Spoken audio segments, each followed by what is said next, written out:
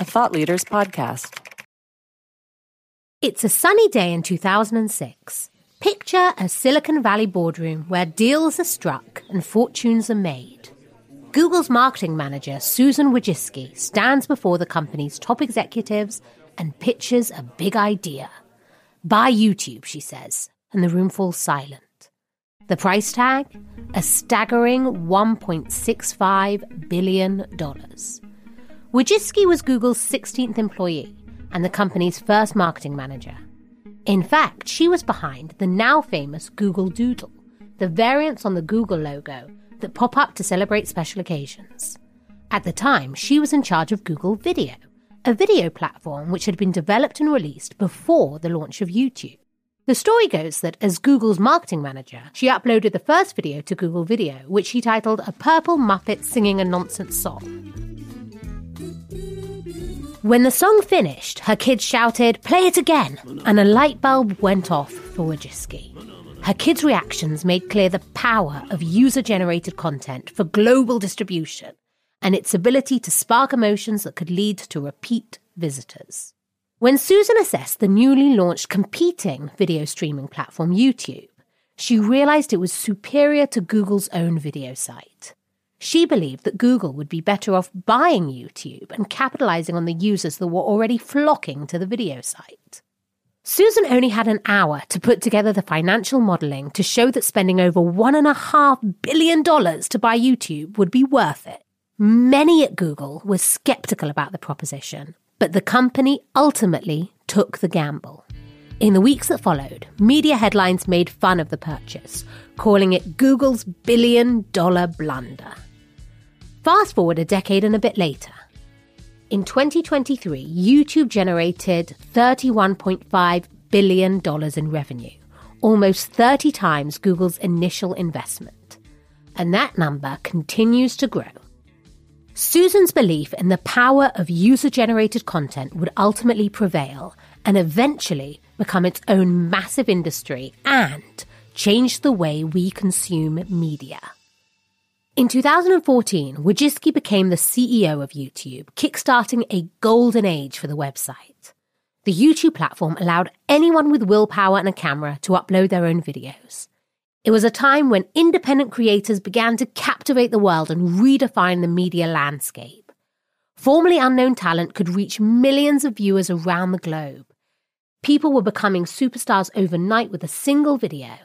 There were viral hits like Hot Felon and The Apparently Kid. And apparently, I've never been on live television before, but apparently sometimes I don't watch the news. There was also Tatia Paliva's short film, First Kiss, where 20 strangers kissed for the first time. Hi.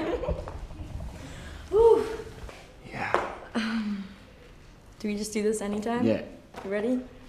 The short video was awkward and touching and gained tens of millions of views just days after it was posted.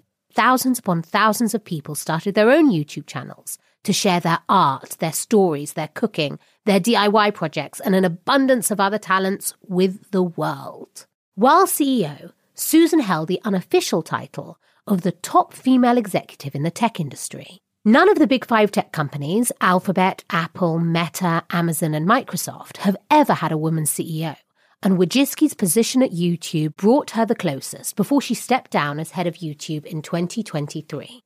Tragically, Susan passed away in August 2024 at the age of 56 after a courageous battle with cancer.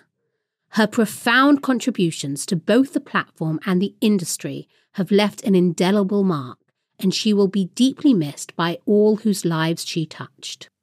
One might expect that with a visionary leader like Susan helming a dynamic and democratized media platform, YouTube would serve as a prime stage for women to excel. And yes, women have found success on YouTube. But now, close to 2 decades after its founding, why are all of the top YouTubers male? Where are the women? Who killed the female YouTube star? My name is Shoshana Eilon, and I work with YouTube creators every day.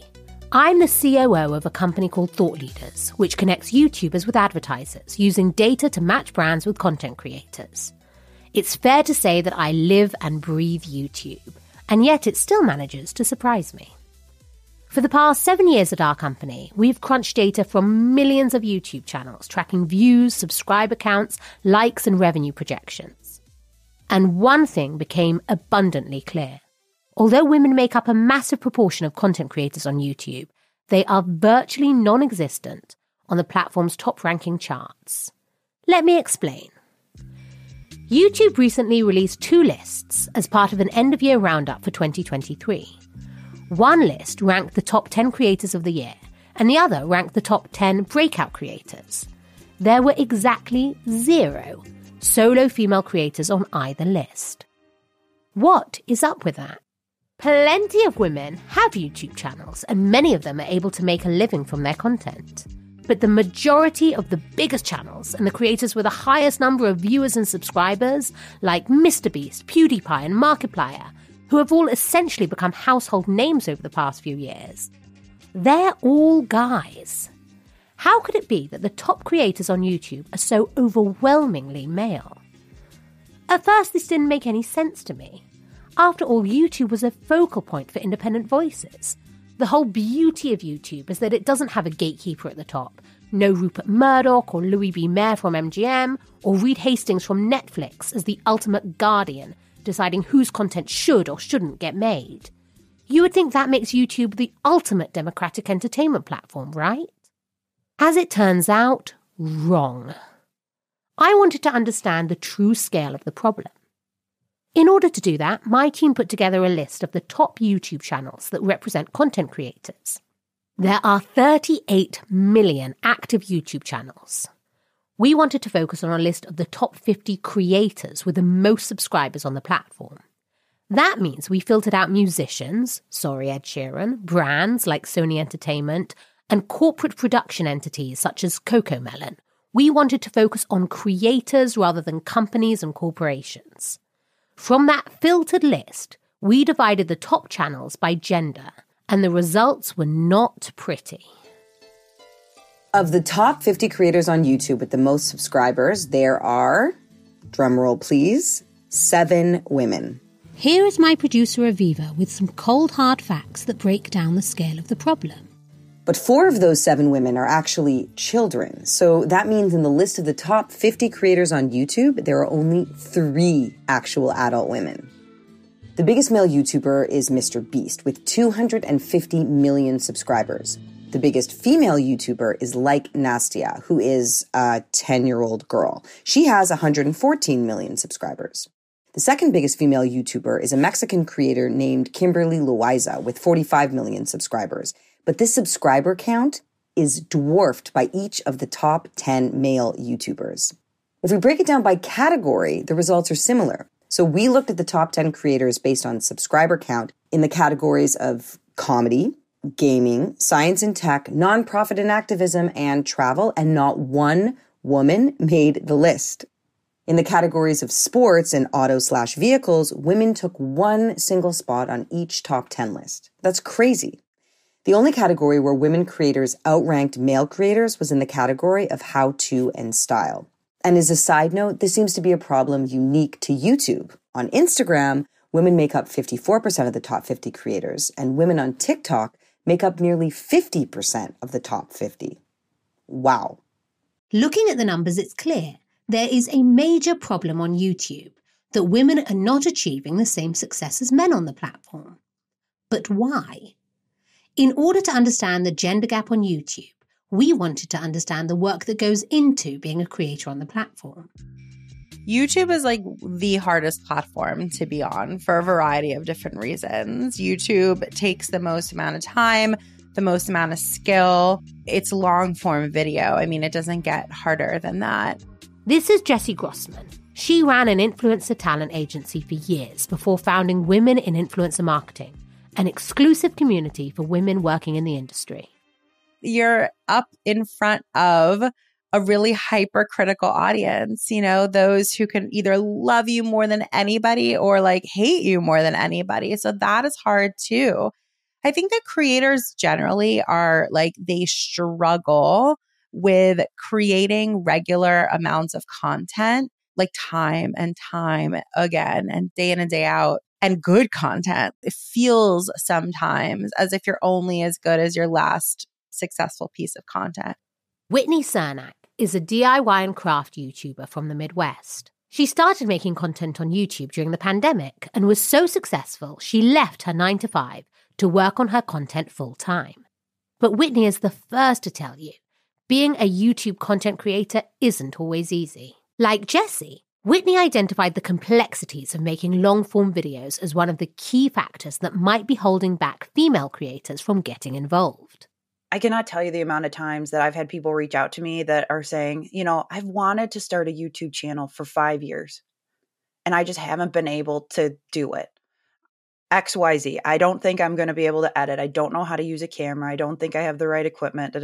And I feel like typically women want things to be darn near perfect before we launch them out into the world. Typically, I can't speak for womankind, but generally speaking. And I think from a man's perspective, like men are a lot better at done is better than perfect, I've found. Like Whitney said, this striving for absolute perfectionism that many female creators are plagued with might be a sort of psychological barrier to entry. But what about once a woman already has a channel? What is it about the gender gap that may be influencing women's success metrics once they have made the leap to join the platform?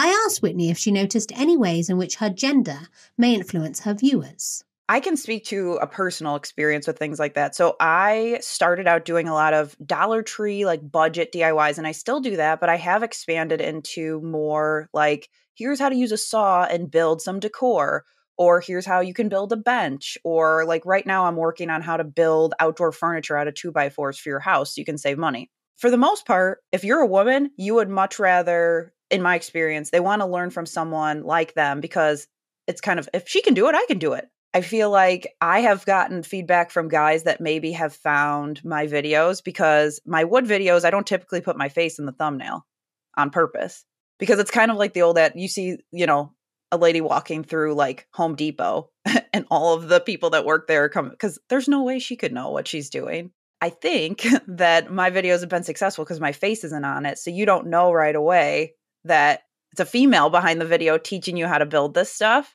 And I think that could be the same for a lot of other niches as well. Whitney was consciously making her gender less obvious to casual viewers who might be coming across her content for the first time. She explained that she feels she has less credibility with certain viewers because she's a woman. So I feel like certain things are like, well, she couldn't possibly know what she's talking about. I get that in my comments, like, oh, your husband probably built that for you and you're just making the video. That is the word. Like, that just grinds my gears because it's like, I'm showing you a video of me using the thing. I'm narrating it. Like, yeah, he helped me carry the wood in, but okay. Yeah, to actually have people say that, like, there's no way that you could have done that, which is frustrating. But I think that plays into the whole big picture of like, okay, what information do I want and who do I want to give it to me? That's a huge part of the situation too. I mean, my video could be fundamentally better, but if they see, a guy showing them how to do it, they might think, okay, well, he just knows. Like his tips are going to be better. You have to work a little harder to establish, I know what I'm talking about. I'm not just willy-nilly putting these things together. Like I will explain it well. And just because I'm a girl doesn't mean I can't make furniture or do whatever. Whitney wasn't the only creator I spoke to who pointed to gendered expectations when explaining the disparity on YouTube. Michelle Lamb is a Los Angeles-based story artist, animator, and author who runs a wildly successful Instagram and YouTube channel. She has amassed over 14 million views on her channel, where she illustrates personal comics about her life and shares her experiences as a female artist in the animation industry. A lot of the original creators that made it big from the beginning, like growing up, I used to watch like Niga Higa or Smosh Bros or something. I already forgot some of their names, but I remembered a lot of the skit YouTubers who, created a lot of entertaining content were predominantly males, and mostly the women were the ones making like makeup videos or fashion videos, which doesn't have as much of a respect, I feel like, when, a general audience watches videos. So I'm not sure if that was something that as people started trickling in and YouTube became more of a mainstream thing, there was this association with like, oh, if you're female, you just do lifestyle, you only do fashion, you only do things like that. And that's the place where you belong or something like that. And then the more like cinematic videos or the more, I guess, structured videos are more predominantly taken over by the men. So maybe people associate that with more like, oh, if a guy makes a video like this, that means that, you know, their information might be more trustworthy, where sometimes women, maybe they don't put as much work or something into that because they're just making lifestyle vlogs and it's not as regarded with the same amount of respect. Michelle echoed some very similar responses she'd received about the credibility of her videos and how she felt a need to constantly prove herself and lay out her credentials to address some of the comments she received on her content. I have received some that have just been like, oh, you're only successful because you're a pretty Asian girl or something like that. And they totally disregard like my ability to actually create art, or the fact that I feel like in the beginning of every YouTube video, I have to list, hi, I'm Michelle and I've done this in animation. I published a book and I currently do this on social media. I feel like every time I make a video, I have to list out my prerequisites just to remind people like I've actually done something before. I'm not just an artist that just is here just speaking my mind without any past experiences. The implicit tendency to find male voices more credible is referred to by academics as the gender credibility gap. It has been documented in studies that found that a male expert witness is usually believed more readily by jurors than a female expert witness, or that students give higher ratings to an online professor if they believe that professor is male. So to start with, female creators are fighting against a sense that they are less credible than their male counterparts. Both of the creators I spoke to about this pointed to this as a major factor that influences the different levels of success achieved by male and female creators on YouTube. After all, the long-form video content popular on YouTube lends itself to how-to guides and explainers. Of course, the gender credibility gap isn't the only reason why men have experienced greater success on YouTube, but it's easy to understand why expertise and credibility play a more significant role in the kind of content where viewers are hoping to learn something than with short-form content that is purely for visual enjoyment and entertainment, which can be found more easily on platforms like Instagram and TikTok. Later in the conversation with Michelle, she started talking about the importance of self-identifying as a female creator and how that allows certain members of her audience to engage with her on a more direct level. I really do think I am a female creator predominantly just because coming from my comics that I share on my Instagram, a lot of it kind of started from just like girl problems. Like I talked about, you know, getting periods, UTIs, or a lot of common female issues that I would just vent out through the form of comics. So I feel like whenever I talk about my experience as like a creator of any sort, I always have to eventually draw back to the fact that I am a female and a lot of my experiences are going to be related to that. And then I get a lot of comments from younger creators or aspiring artists who are just like, I really like look up to you and I want to do something similar to you. And I noticed that a lot of these people are, you know, young girls, young women that want to also break into these industries. And I start to grow more aware that, you know, my presence as a female matters because it shows that somebody out there who is a female is doing this.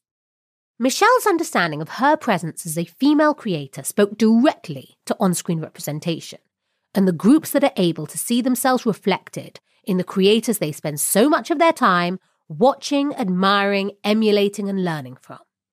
As I thought more about this, I realized that this identification Michelle had with young women in her audience was really at the crux of why all of this matters in the first place. Because some of you listening might be wondering, why should we care about who the popular kids are on some streaming platform?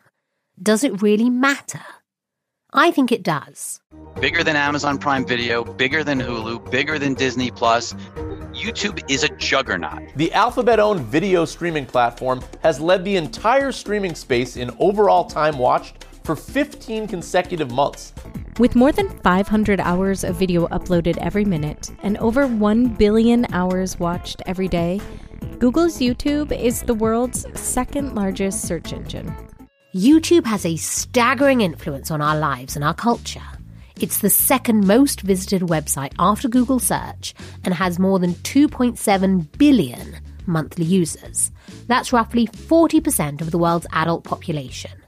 More than 1 billion hours of video are watched every single day. YouTube's reach spans to every country in the world, in every corner of the planet. YouTube has created a new kind of path of celebrity, with creators that have made millions out of the videos they have uploaded on the platform. YouTube has become embedded in people's lives and consumes a sizable part of their waking hours. Even as new formats continue to emerge, it doesn't look like it's going away anytime soon, especially when the next generation is so enamored with it. In 2020, a global survey sponsored by Lego, yes, the toy blocks company, revealed around 30% of kids in the US and the UK dream of growing up to become YouTubers.